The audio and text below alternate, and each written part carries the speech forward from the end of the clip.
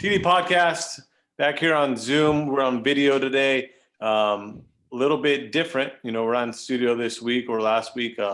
Last week was a scheduled off week. This week kind of dealing with some different variables, to say the least. But we got to get into it. We had a start of college football last week. We have week 1 this week, leading into the NFL, huge NFL day as well. This is TD Podcast brought to you by Resilient Real Estate. See them with all your needs. We have our drink of the day. B's got a mango cart for our Golden Road drink of the day.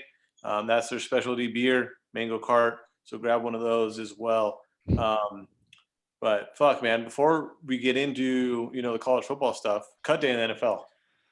I know we didn't talk about this prior about anything with the cuts or anything, but anything stand out to you today? It's just a bomb drop with Cam Newton. He's good enough to be on an NFL team. So, my first thought was he asked for this.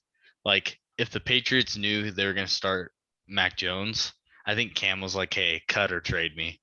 It has to be, because why wouldn't he just be the backup? They're saying that's not the case. They're saying that he didn't ask for any of that and they just kind of released him. Maybe they saved the $7 million, whatever it is. But it's weird regardless. The whole Cam Newton situation, the downhill progression of him in the last 3 years has been unbelievable. Yeah, he was a top tier quarterback, a franchise quarterback, and now he can't find a job. I think the shoulder injury didn't help him, but he stopped throwing the ball well. And when you get into your 30s and all you've been doing is rushing and you have shoulder injuries and you can't be the same player you were, he's kind of fallen off a little bit. But I felt like training camp was pretty even kill, but that last preseason game, Cam was 2 for 6, threw a pick, and then Mac Jones pretty much played the rest of the game and kind of looked good. So I don't know. It was inevitable that yeah. Mac Jones was the guy drafted in the first round. Cam was just there to kind of hold his place until he was ready. They think he's ready now, but I think Cam was good enough to play for a year until Mac was completely ready. I'm guessing they think Mac's better chances to win now. I don't know if I agree with that, but it is what it is. Any destination spots you think Cam's gonna end up at? If he does get picked up, it's gonna be a team that has a quarterback but is one injury away from imploding. So I'd say Washington's a good call, Fitzpatrick. Ron Rivera reunited. I think that's my number one. And then if the Broncos have a good roster, if they can't figure it out with Teddy or Drew Lock, why not? Yeah. We don't want to spend too much time on it, but cut day in the NFL, obviously it's a rough day for some, nice day for others. So we start NFL topics next week, which we're going to preview that a little bit here. But college football, okay, we had week 0 last week, gave us a little taste, which was great. I think we had 5 games on the docket. We had 2 pretty marquee matchups as far as programs go. We had Nebraska and Illinois. That was a game that, oh my God. And that's the thing with week 0 is the whole nation's watching. Yeah. So if you decide to play week 0, just know that everyone's watching you. So that can be helpful or harmful. And I think we had 2 scenarios with that. So let's start with Nebraska. They lose Illinois. Really bad loss for Scott Frost. What do we got? First off, they lost me money. I was gonna buy in. I was gonna bet a game. That's who I bet. They lost me money. But Scott Frost is 9-18 in the Big Ten. It's just, and you lost to Illinois, bottom tier college football team, 2 years in a row now. Illinois, though, they have a new coach. They have a coach that has had success in the Big Ten. They play hard for him. You can see by their reaction in post game, they were very excited and they're fired up. They're ready to go. And they played good defense. But make no mistake, Nebraska should never be losing this game. Nebraska is more talented. I think one thing that stood out to me was Scott Frost's quote. Hold on, I wrote it down because it just bothers me.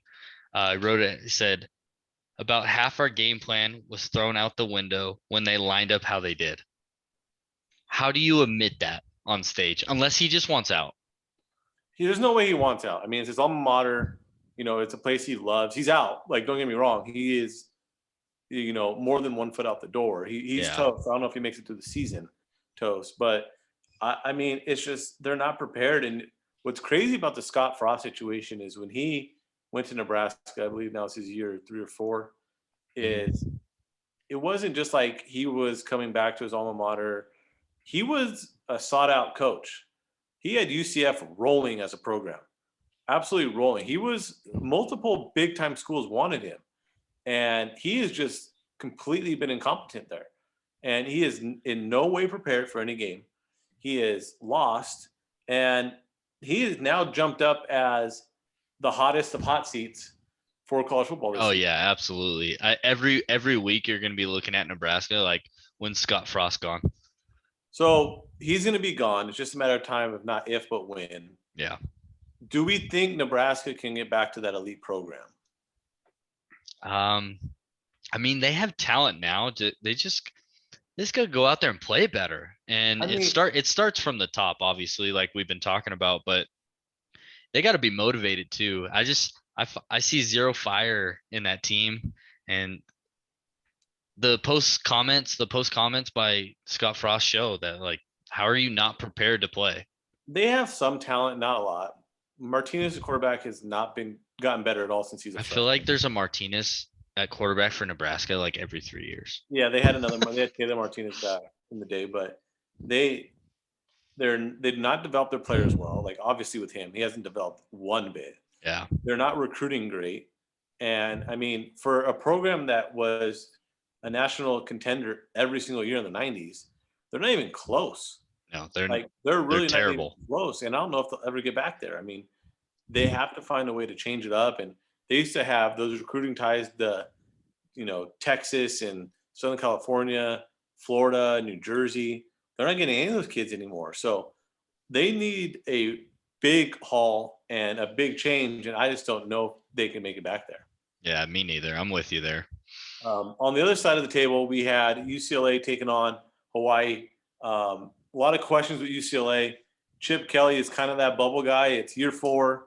You know, he hasn't had success there, but they're saying, all right, year 4, your roster that you brought in is no longer younger, it's older. Which way are you going to go? And there's a lot of expectations out of UCLA this year because they're an older group with, you know, returning the starting quarterback who's been there since Chip's been there. And they came out and just laid it on them. Yeah. It's not your normal better Hawaii teams. You know, sometimes you'll get that Hawaii team that's fast, scores a lot. Yeah. That, you know, that team can compete. They're down. Hawaii is down. They lost a lot of starters on defense. And you know, historically they're really bad off the island anyways. But they're just not as talented as they have been in the past. But regardless, UCLA looked flawless in this game. They jumped out to, I think it was 24-3 or 24-0 in the first, full speed ahead. And then they kind of let off the gas. They had a little bit rough start in the passing game. I mean, Dorian Green-Thompson, I think that he that's the same. He missed some passes early. He looked a little bit nervous. Yeah. But then they started running the ball, and they're beefy up front. They got a really good offensive line, and they're going to be able to run the ball all year. I don't think it's just a matter of Hawaii being bad. No, I think they're going to be able to run the ball, and their defense is nasty. They're going to play defense and run the ball. If they can throw the ball, now you're talking about a potential Pac-12, you know, team that could fight for the South. I mean, we always talk about the quarterback position, but you're right with UCLA. If Thompson can dial in and be more of a game manager than kind of like a playmaker, I think they'll be really good. And they scored on special teams. Mm-hmm. They had a pick six, they had a fumble return. They kind of did it all. You know, it was a very impressive showing to get ready for, you know, a game we're going to talk about this weekend. But that goes back to that week 0, you know, when you're one of the only teams playing, you have a chance to really showcase yourself or really a chance to really hurt yourself. And we saw both those this weekend with Nebraska and UCLA. So I thought that was the biggest takeaway from this weekend. Do you believe UCLA is a real deal? I think it's one of those things I'm going to wait until after week 1. I don't really have any faith in Hawaii. I do have to shout out their jerseys for B. Ramick. Cole Brennan Sick tribute helmets. jerseys. Those are sweet, all white. Those were tight. But I think really we're gonna find out who UCLA is playing a upper tier SEC team, playing them early. I know they're without Miles Brennan, but we'll get into that game. Moving on to week 1, we have games starting on Thursday. We have a game on Friday. We got a full slate Saturday. We even got a Sunday game this week with no NFL starting. So let's highlight the big matchups. Let's get into it. Let's start with Thursday night. We got Boise State at UCF. This is a very interesting game for me. We got 2 new head coaches. We have Dustin Malzahn at UCF. They bring back a good roster. He's an SEC coach that knows how to win. He had a success at Auburn. Last couple of years struggled. They gave him the boot, but this is a guy who won national title, sorry. Starting at a mid-major now, or a better than a mid-major, I should say, a group of 5 team that's supposed to be one that contends for maybe that sneak-in spot or a New Year's Six bowl game. Yeah. And you got Boise State, who they get a new head coach in Andy Avalos, defense coordinator from Oregon. He comes back to his alma mater to lead them. And I think he's a guy that takes a lot of pride in his university. What do you got in this game? Like you touched on a lot of it, but this is huge for the group of 5. I feel like this game could kind of shape who we're going to see later, trying to sneak into that New Year's Six bowl. But I really like Dylan Gabriel. He played phenomenal last year. His numbers improved from the year previous, and that's all you want out of a quarterback, just to be better the next year. And honestly, if Boise State can't create pressure, their secondary's in for a long night. Yeah, and UCF is favored by 4.5 in this game. Mm-hmm. Bachmeier is healthy. He's back for Boise State at quarterback. He didn't finish the year last year. He was injured. He flashed signs of potential last year. Yeah. I think he's good. I just don't think Boise State has enough firepower to hang with UCF on the road. I'll take UCF in this game and the points. What do you got a score for me? I actually think it's going to be a kind of a defensive game. Okay. I'll go 28-17 UCF. Okay. I wrote it down. I got UCF big. I have UCF 42, Boise State 28. I could see that. Yeah, that's a high scoring game though. Yeah. I think that usually, I think Dylan Gabriel is a potential Heisman this year. Yeah, he is. He's got to show it starting week 1, national TV on Thursday night. Also Thursday night, we have number 4, Ohio State takes the road in a Big Ten matchup at Blaines, Minnesota. Gophers. Man. What do you got? There's 2 key matchups you kind of look for in this game, and all eyes on CJ Stroud. He got announced starter, and in his wake is that little freshman Emmers. So like any mistake, any type of offensive, kind of fault, the crowd's gonna be chanting Emmers' name. They really are, because they're surrounded with playmakers, Teague, Wilson, Olave, and he really just has to be better than shit. I really believe that. And then on the defensive end, the heart and soul is Haskett Garrett. If they can stop the run with the Bream, force Tanner Morgan to throw all day, they're going to blow him out. What do you got? I think I agree with you. I don't think there's as much as a leash. I think there's a bigger leash though on Stroud than you think there is. I think they're going to let him ride. I think he's going to play well. I think he's a really good player. Yeah. And I think he's going to put himself in the Heisman race early. Maybe not this game, but I think early throughout the first couple of weeks, he's going to put it on notice. So, who do you got? Is Ohio State minus 14.5? Who you taking? I have Ohio State 34, Minnesota 21. So you have Minnesota covering. I have Minnesota covering week 1. I think Minnesota's going to be better, and I think PJ Fleck's not messing around this year. Actually, I think it's going to be right around the number. I can see Ohio State winning by 14 and Minnesota covering that half point. Yeah. If it were me, I'd bet that down to 14 and take it for Ohio State. Or if you want to throw that in a teaser, I think Ohio State wins, but I do think you're right. I think Minnesota's going to be fired up. They're going to keep it relatively close. Yeah. I can see Ohio State pulling away late.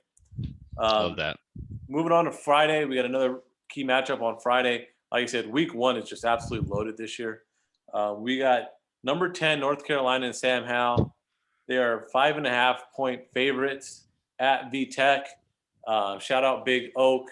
home dogs and VTech. Always hammer them. What do you got here? It's an interesting matchup in the ACC. Well, this is one of those interesting games where you really don't know what you're going to get from North Carolina because Michael Carter, Javonte Williams, Duami Brown, Daz Newsome, they were 4,000 of their 6,000 yards, 75% of their touchdowns last year. So now we're like a whole new breed of offensive players that Sam Howell has to work with. So we really don't know, but I think Virginia Tech secondary is a little on the weaker side, but that's not what I'm worried about. What I'm worried about is Virginia Tech moving the ball. I think North Carolina's defense is really good. They got to keep the ball away from Grimes. I think Grimes is a lockdown corner for North Carolina, but I like North Carolina and I like their defense to come up big. I like North Carolina. I like them big in this game. I've been really critical of North Carolina the whole offseason just because they lose so much and there's a lot of hype on them. But if you look into it, they lost a lot of offense, but they bring 10 starters back on defense. You put a really good defense with the best quarterback in the country. Yeah. And now you have a chance. I mean, that's a recipe for success. So, I mean, if they live up to that, I think they win this game easily. I think they win it big. I think, Virginia Tech's going to be fired up early in this game, but I think North Carolina kind of shuts them up early and just takes it to them for the whole game. I like them big in this game. Yeah, I have North Carolina definitely covering the 5.5, and then I have them 38-17. Yeah, I think it's a double-digit victory of some sort, at least. I would say over 2 touchdowns, 17 to 21 points. I'm good with that. All right, moving on to the full slate Saturday. We got a ton of games, including some huge matchups. Let's start with our Big Ten matchup. We have number 19 Penn State at number 12 Wisconsin. Wisconsin's favored by 5.5. What do you got? Wisconsin's one of those weird teams that in 2020 they kind of got hit with the COVID issues and a lot of injuries more than anyone else. But I like the backfield. They're gonna go with Melvins and Berger as like kind of a dynamic duo. Which is weird. Usually they have like a solid. Yeah, we talked about that on the call. Yeah, we talked about that as the NCAA intro, but Jake Ferguson, they have the weapons. I'm not worried about their defense. Their defense is good. They should be top of the country in defense, but it's just Graham Mertz figuring it out, not turning the ball over, and really getting back to that run game that Wisconsin's known for. Yeah, I mean, I think this game just is a matter of who's at home is who I'm going to favor a little bit more. I think both these teams are going to be very good this year. I think they're going to be better than people expect them to be. I really like Wisconsin this year. I was high on them early on our preview show. And I think it helps a ton that this game's in Madison.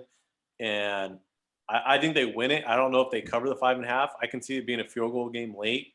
I think both these teams are going to come out hot. But I'll actually take Penn State to cover this, but I think Wisconsin wins. Okay. I'm staying away from this game, to be honest. I think it's very close. I wouldn't really touch it. But if I had to pick, I would say Penn State covers, but I think Wisconsin wins the game. This is going on almost all of my parlays on Saturday. I think they definitely win by more than 5.5. I think they win by 10. Wow. I don't think Sean Clifford's very good, and this defense is. And so he's going to run into a mess. The second half is going to be kind of a bully show. I really think they win 27-14. All right.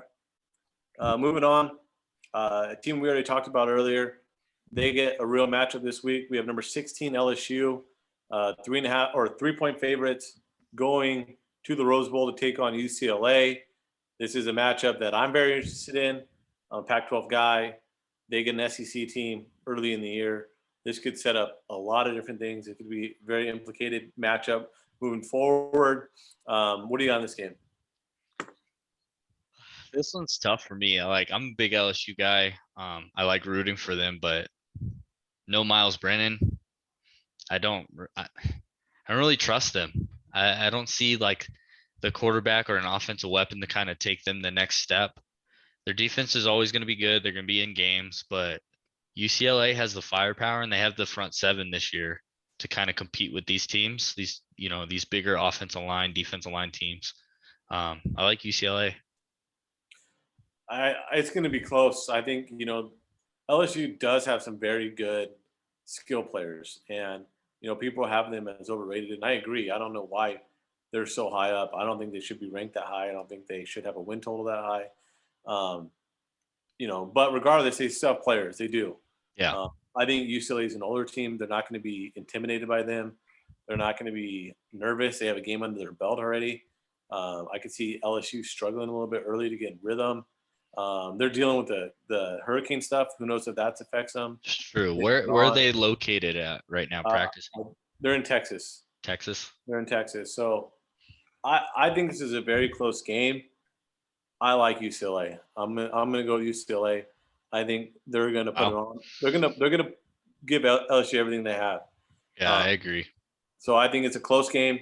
If UCLA can stop the run, and if UCLA can run the ball, that battle up front, I think UCLA wins this game. So I'm gonna take UCLA. I'll take UCLA to Yeah, definitely a game I'll one in win. the trenches. outright winner. I'll take UCLA money line. So Cool. moving on, another Big Ten matchup. We've had a lot of Big Ten matchups. They're going to go early in the year for us, which we appreciate. Number 17, Indiana at number 18, Iowa. Iowa is favored by 3.5. Um, you know, this is a weird game. You got Penix Jr., Indiana, a lot of expectations. Yeah. They're going into an established program in Iowa. You're going to get out of Iowa. You're going to get about 8 and 9 wins every single year. Good year, you'll get 10 wins. They're going to be solid. The big thing with Indiana to me is, are they for real, or was it a 1 year and that is it for them? They were good last year, not great. Was it a turning point for the program, or what are we going to see out of them? They bring back their quarterback. They bring back some good players. They got a couple guys in the transfer portal. This is a very interesting game to me. Yeah, I think it has everything to do with Penix versus that Iowa secondary, led by Dane Belton. He's coming up. Penix coming off injury, but you're right. They were in some games. They won some good games. They looked like a top 25 team at some point last season. Iowa, good run game, good secondary. You get NFL players out of them every year. But I give Indiana the edge here. I have them 27-24. I'll take Iowa. I'll take them with the points. I think they win by a touchdown, right around a 7-point win. They cover the 3.5. Iowa is a very tough place to play in the Big Ten. True. Historically, I think they win this game. I think Indiana's going to be okay. I don't think they're going to be as bad as people think. I think they're going to be okay, but I don't think they win this game. I'll take Iowa in the points. All right, moving on. We have number 23, Louisiana Lafayette at number 21, Texas. This is a very interesting game. Lafayette was really good last year. Really good last year. They beat Iowa State to open the year last year, and they went on and they had a great season. Texas, Sarkisian's in the house now. New quarterback, new system. What do you got? Start off with Sarkisian announcing Hudson Card as starter. Surprising. Real surprise, but what irritates me and kind of worries me for this game is he didn't rule out Casey Thompson playing. Right. And if that's the case, they need to be really careful with the Raging Cajuns.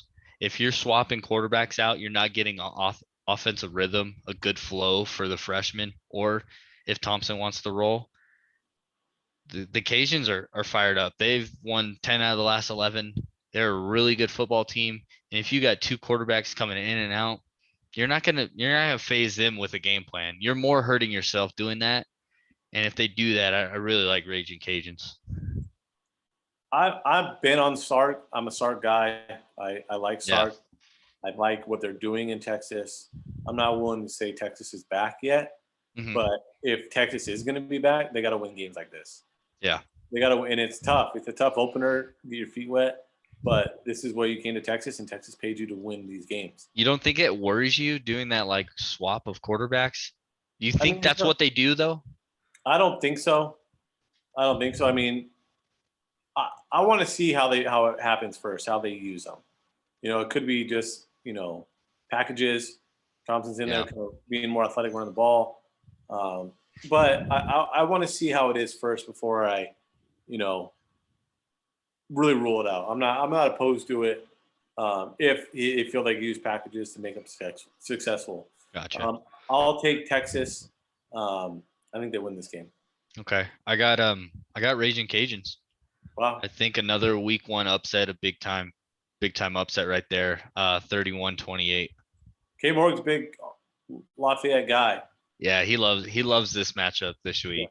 Yeah, he's not a big Texas guy, so I know he's all over Lafayette this week. Yeah. All right, then we got Chick-fil-A opening weekend bullshit, whatever they're calling it.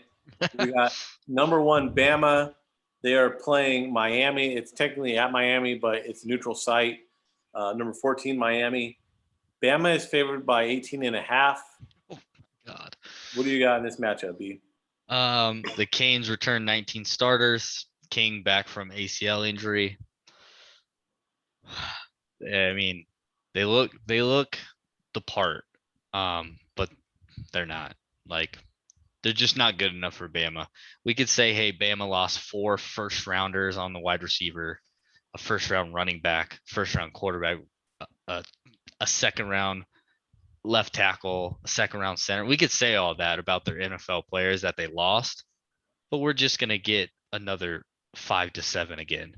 I think John Minchie, Bryce Young, whoever's running the ball for them, we're just gonna have a whole nother names that we're gonna fall in love with by the end of the season for Bama. Do they cover in week 1 the 18.5? Probably not. But they're gonna win by 2 touchdowns. Lock of the week here. Lock of the week for me here. I am hammering Miami in the points. Ooh, love that. Hammering Miami. In what fucking world do we believe? Honestly, do we really believe that Alabama is going to lose all those guys you just mentioned? Yeah. All those guys. And they're just that good that they're going to reload that good and go play a fucking Miami team who is really good, a really good Miami team, and just blow them out of the water by 18.5? Who makes this point spread? 18.5 for a quarterback we've never seen, unproven receivers. We know Bryce Young is going to be phenomenal. That's fine. But he's not going up against a team that's a bunch of brand new guys. Yeah. He's going against a proven Miami team that's coached really well. Yeah, and they got all their starters back. No, I'm with you. There's no way that they should be favored by 18.5 in this game with all those new. It's Nick Saban. It's Alabama. I get that. They had that freshman wide receiver, something Hall, was like a superstar all preseason. That's fine, but there's no way they're going to be able to recuperate what they did last year on offense. There's just no way. Yeah. We saw it with LSU in 19. When LSU lost all the same kind of amount of talent as Bama had this year, I don't think Bama's going to be that bad as LSU was, but there's going to be a curve. There's going to be a learning curve. They're not going to be that good on offense this year. Well, Bama also has the best linebacker in the nation. They're really good on defense. Their defense, fine. I'll give it to you. But there's no way you can say that offense is going to be even close to historically as it was last year. And that's my biggest beef with them is 18.5 points in this game is ridiculous to me. No, I have them, 35-21. It's going to be close, but I don't think they cover. I don't either. I'm lock of the week. I'm taking Miami. Okay. Write it on. All right. Last game on Saturday, the biggest one. I know we're all in on it. We're looking forward to it. We have number 5 Georgia at number 3 Clemson, which once again is a neutral site game. Clemson's favored by 3. I know both of us have been very high on them this year.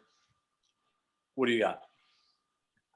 This is, if people are expecting a shootout, then don't watch it because this is going to be a defensive game.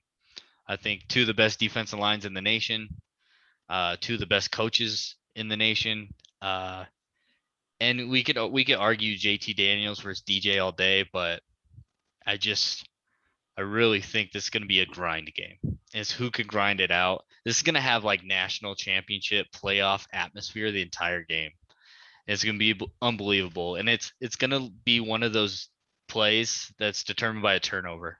Turnover in the third quarter could change this game. I think it's going to be really close. but I gotta uh I got I gotta roll with Dabo. Wow. Yeah. Wow. I think it's a close game. I really do, like you said. Could go either way. Clemson's defensive front has a chance to be historical. How good Mhm. it's going to be. That defensive line really has a chance to be one of the best, not only in college football but historically. Like I said, um, I've been on Georgia. I think Georgia they have some injuries right now. They do with Pickens and tight ends hurt, but I love this Georgia team. I really do. I think Clemson has too many question marks on offense. I don't think they can move the ball as well, especially in this game. I think JT Daniels is still going to put up points. They're going to get creative with him to get away from that defensive front, try to get them moving, try to get them tired. I can see, wide zone runs. I can see quick screen passes, Yeah. those kinds of things. And I just think there's not enough weapons for DJ right now that are proven for them to win this game.